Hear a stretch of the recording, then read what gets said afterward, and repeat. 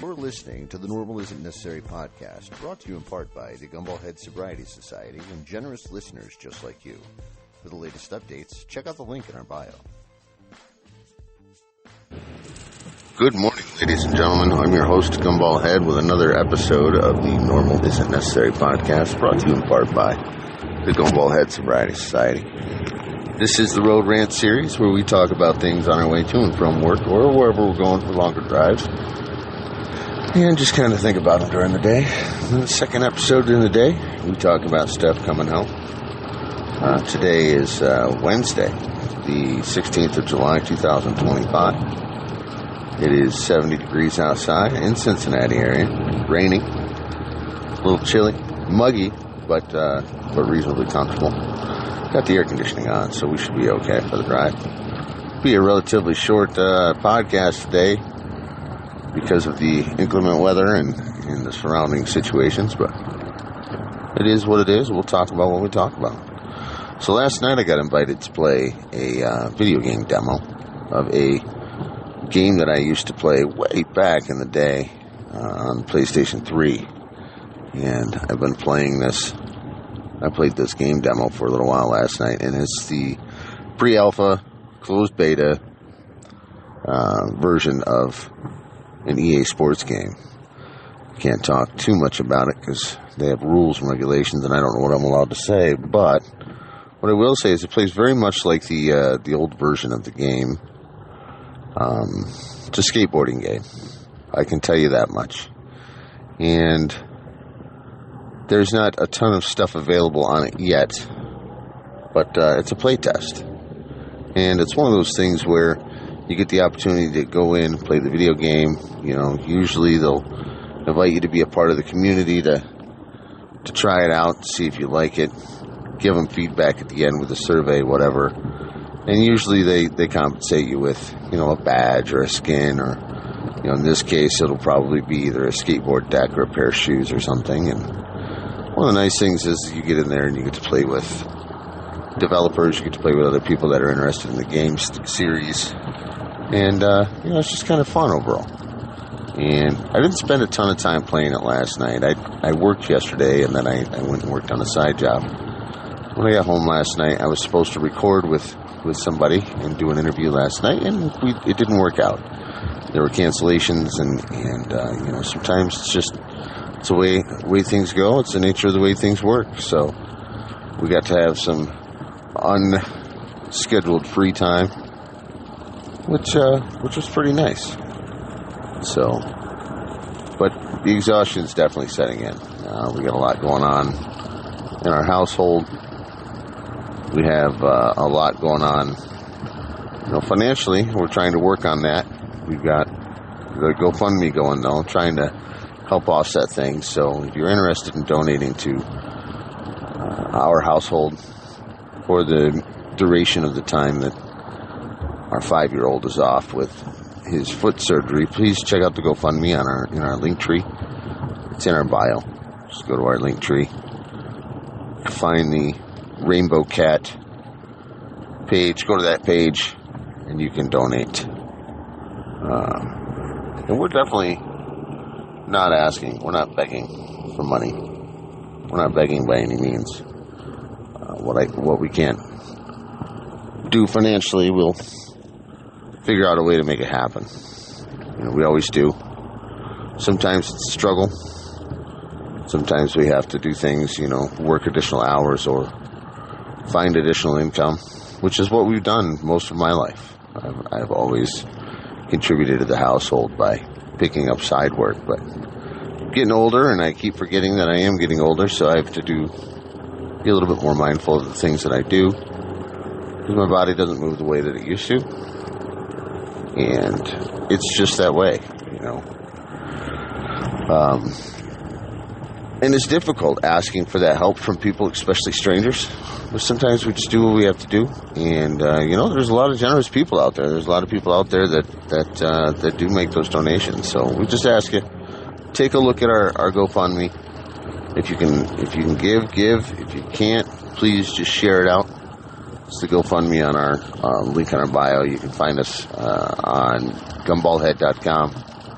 And and then there's the link in our link tree. So, but the generosity of EA Games and sharing their new skateboarding game with me, I love that. I can get down, get busy. I got some punk rock music on there, and some of the really cool things about that is some of the familiarity of it from my youth and being able to play these games and just that muscle memory of the things that we've done in the past and things that we played in the past, and some of the what do they call those?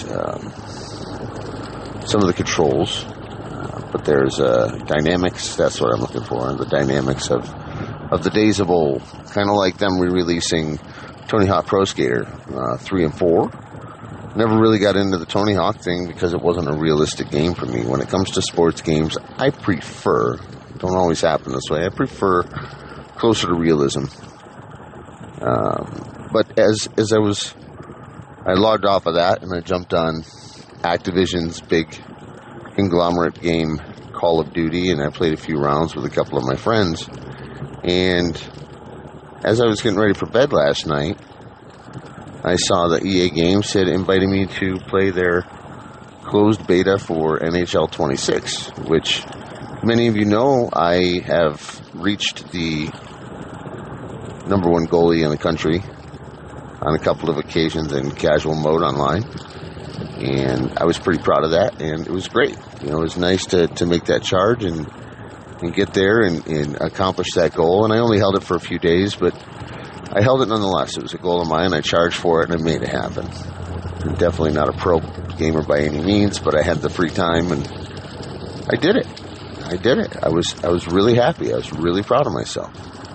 So, and I'm not a huge gamer that much anymore. I've got a lot of work to do. I've got gaming is my go-to, but even with that, it's starting to subside. It's kind of going to the wayside because I have other things that I need to take care of and handle.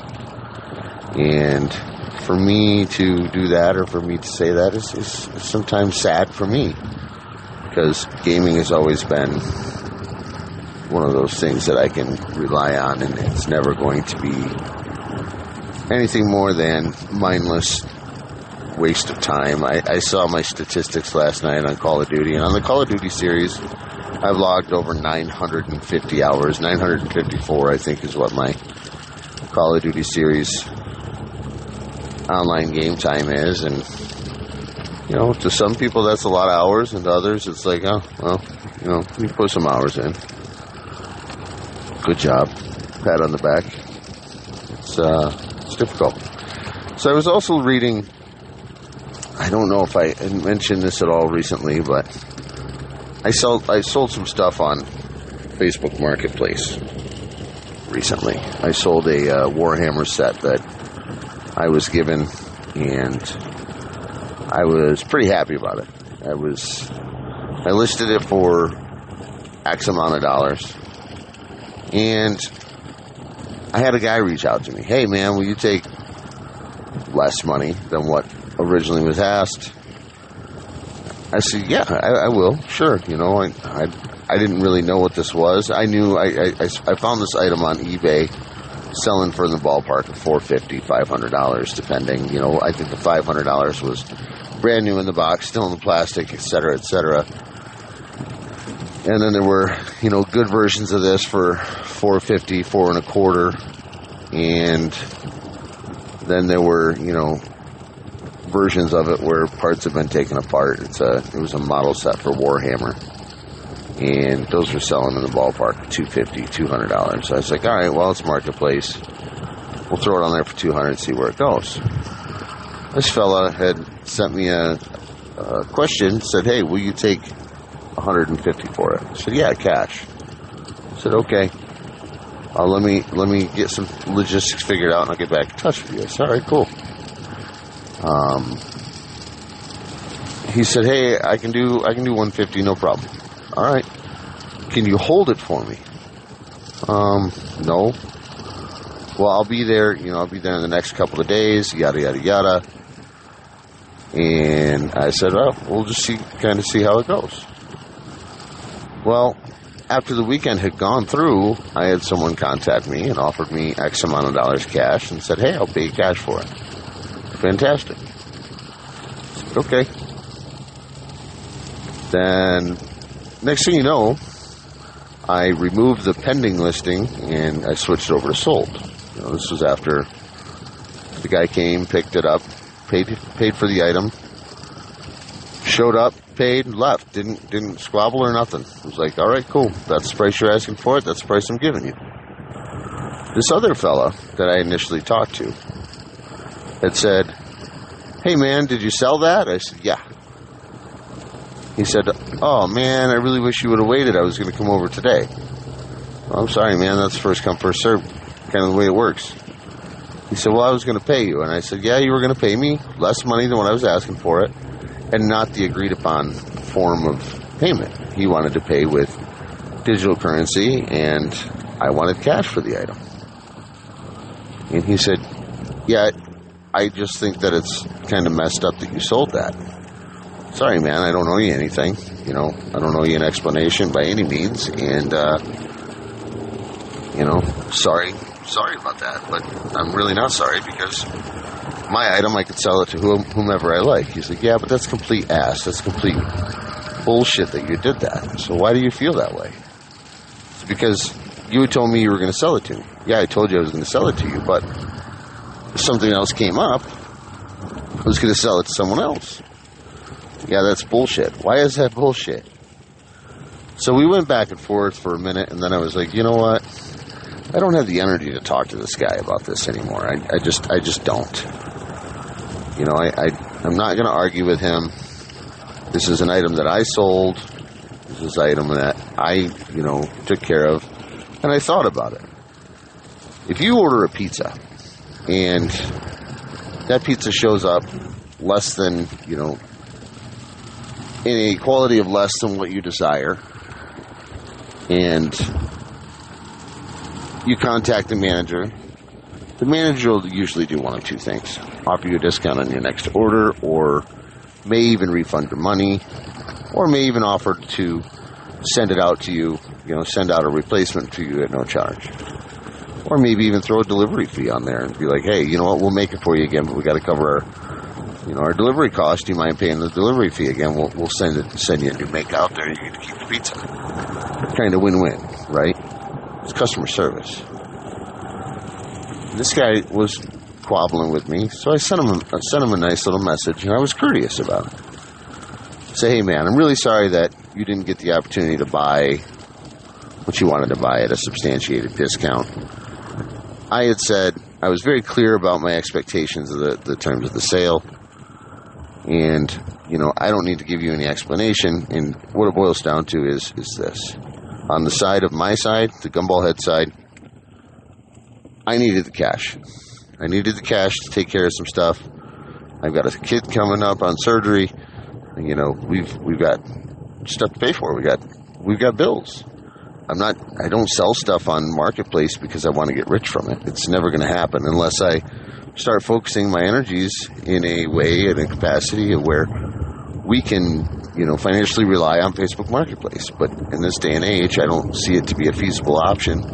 So I don't do it that way. I'm not a yard sailor. I'm not a wholesaler. I'm not a reseller. I don't sell a resale shop, or I don't run a resale shop. So I said, I'm sorry that this didn't work out for you, man. Just keep your eye out. Maybe I'll have other things coming up. I've always got things that I list on Marketplace. Not always the things that you're interested in, but you might find yourself, a better deal at a later time, better suited for that. He's like, well, I was really relying on that kit to complete my collection. Well, then you should have showed up with the money that I had asked for and the payment in the forms that I wanted. Well, I had to wait a day or so to get those funds together. And again, started going back and forth. I said, again, that's not my problem. You needed to wait for the money to get something that you wanted. I needed the money to take care of something I needed. I did what I needed to do. I took care of my family. I took care of the things that I needed to take care of. And this guy was upset about that. But like I said, at the end of the day, I stopped quabbling back and forth with this guy. He's like, hey, can you contact the guy, let him know I'll give him an extra $50 for it? No, I really can't. because I asked for that extra $50 and you weren't willing to give it to me. And, because you missed out on a good opportunity, you're trying to make me feel shitty about it. I'm not doing any more work for this. I had it. I listed it. I sold it. I moved on. So this morning I got up to a negative seller rating on my marketplace as a result of that transaction. And he had lied. He had actually said, I was on my way to pick up the item and the seller had sold the item. And unfortunately on Marketplace, there's not really a way to argue respond to the argument or respond to the misinformation. It was simply, hey, this happened and yada, yada, yada, and this guy, didn't take care of blah, blah, blah. So I'm a little perturbed by that. I'm a little perturbed by the fact, but at least this is put to bed. He can no longer say anything more. The only thing that he can do is change his review to a more positive review. He can't make it any worse than what it is because it's already 1 star.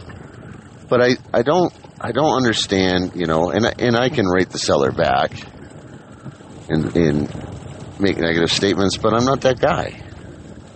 I'm sorry you're unhappy with it. I communicated everything between he and I. I didn't make it public. I didn't talk about those things. I wasn't the asshole in this. I wasn't the villain in this story. I did what I needed to do and took care of what I needed to do on my behalf because it was my business, not anybody else's. When you guys put stuff on the internet, when you guys put information out there on TikTok, you put information out there on Facebook, you put information out there on your website, just be mindful of the people that are reading this. People are going to judge you no matter what you do. People are going to judge you no matter what course of action you take to fulfill an obligation. People are going to judge you, whether they know the whole story or not. They're going to judge you. Just like this case. This guy doesn't know what's going on inside my household, and I've said this recently. He doesn't need to know what's going on inside my household because it's none of his business. But when we share and overshare and extra share things to people, that's when we start to look like fools. And with the way that the internet is nowadays, and this just further solidifies my statements, we show everybody the things that we really want them to see about us, and we keep back those things that we don't. I let the seller rating go through, and I didn't say anything else. There's no reason for me to put any more information or any more of my business out there because of the fact that it doesn't matter. It's nobody else's business. I'm not really that worked up over a social media app that is concerned with how my ratings are. These are all ratings from strangers, just like negative feedback when it comes to a post that I make on the Nextdoor app or on social media. Majority of the time, as long as we keep plugging along, we're going to have positive feedback in our lives, in our relationships, in our jobs. Do what you need to do to take care of you. Don't worry about the opinions of others. Don't worry about the feedback of others. Don't worry about those things that you have no control over. Don't worry about that stuff. And until our paths cross, stay strong, stay focused, stay sober. Much love. We'll see you guys soon.